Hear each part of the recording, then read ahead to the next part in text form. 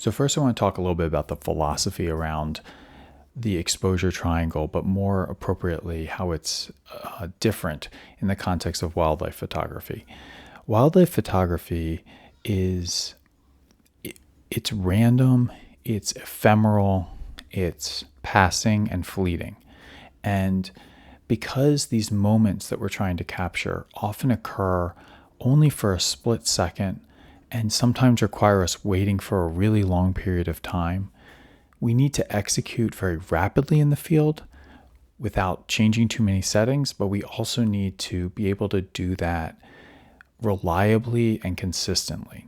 And it's somewhat of a unique challenge in photography. We're not setting our settings and asking a model to pose in different ways. We're not shooting a landscape that's not really changing and just free to kind of tweak those settings to get the exposure and the depth of field exactly right. So because of that, I place a premium philosophically on limiting the number of changes or the variables that I'm changing in the field, letting the camera and my settings do the trick for as much as possible, and then tweaking very rapidly in the field based on what the conditions require. So with that in mind, let's talk a little bit about the exposure triangle and how we can eliminate different elements of the exposure triangle using settings. So first off, let's talk about what a properly exposed image is. Now, ultimately, with digital sensors, an image is just data. And we want to make sure that whatever we're capturing, the image, the file that we're capturing, contains the maximum amount of data possible without excluding parts of the data that we wanted to capture. And that exclusion is equivalent to clipping information. That's when, if you look at the histogram, you have blown out highlights or underexposed shadows. So we want to contain all that information in the histogram. That's a properly exposed image.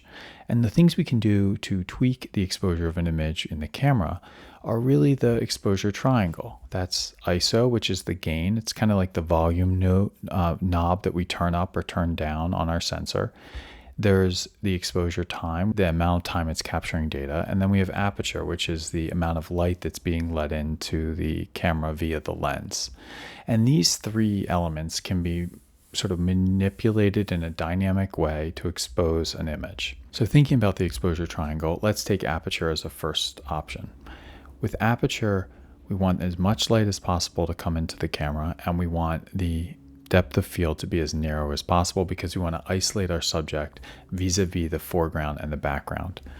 So with most of the lenses out there, whether they're f4 or f5.6 and f6.3, like the ones that I'm shooting right now, those lenses at f6.3, for example, are going to have still enough depth of field that our subject's going to be in focus. So because of that, I don't think there's any concern with setting the aperture at f6.3 and just set it and forget it. Do you remember those infomercials from when I was a kid?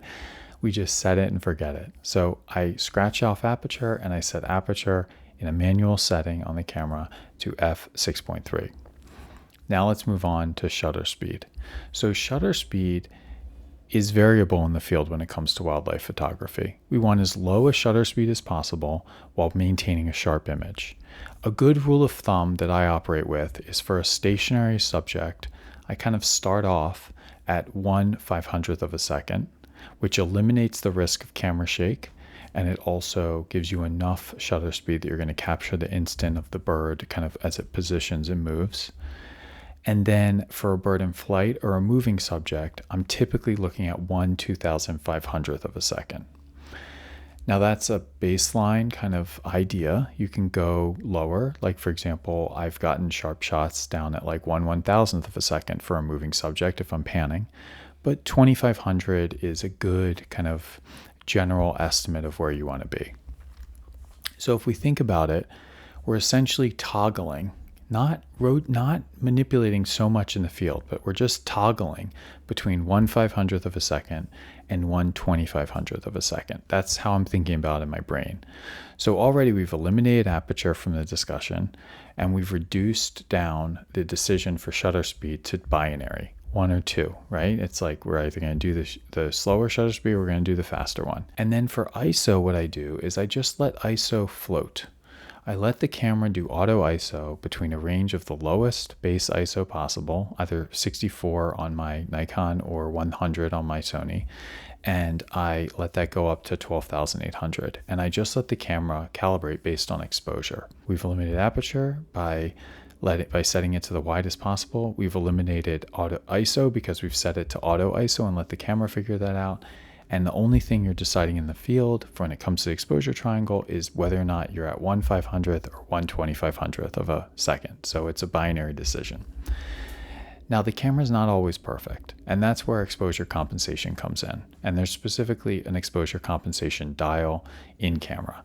So the idea here is that you only are adjusting essentially shutter speed, but the camera's auto exposure might set the ISO at too low or too high based on the available light in the situation. It might miss the exposure.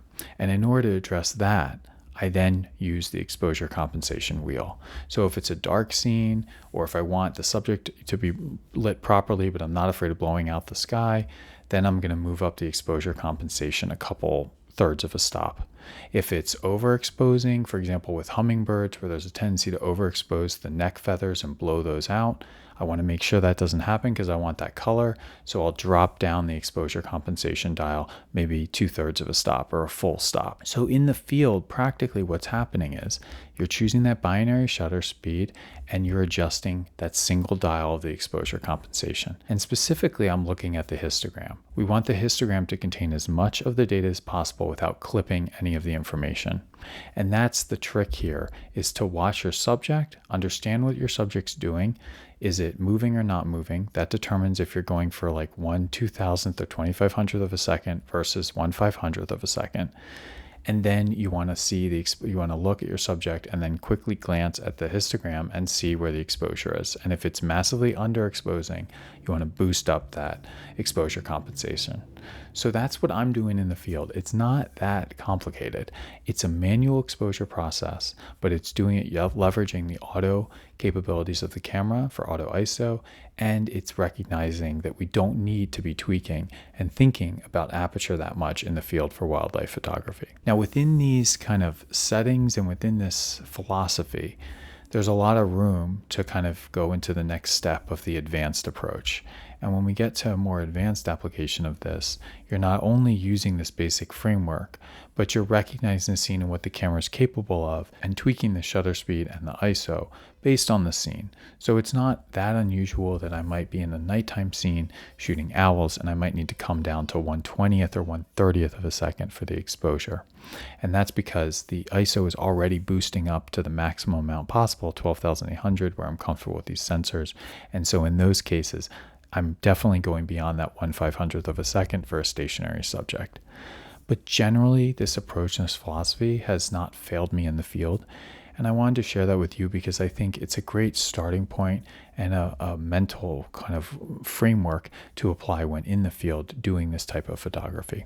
So I hope that's helpful. Please don't hesitate to send questions if you have any, and I look forward to answering them and to hopefully having a little bit of a dialogue about how to calibrate and how to set up our cameras for this type of approach. I'm happy to do another video where I specifically talk about the settings on the Sony or Nikon system if that's helpful as well. So take care, don't forget to get outside, and I'll see you in the next video.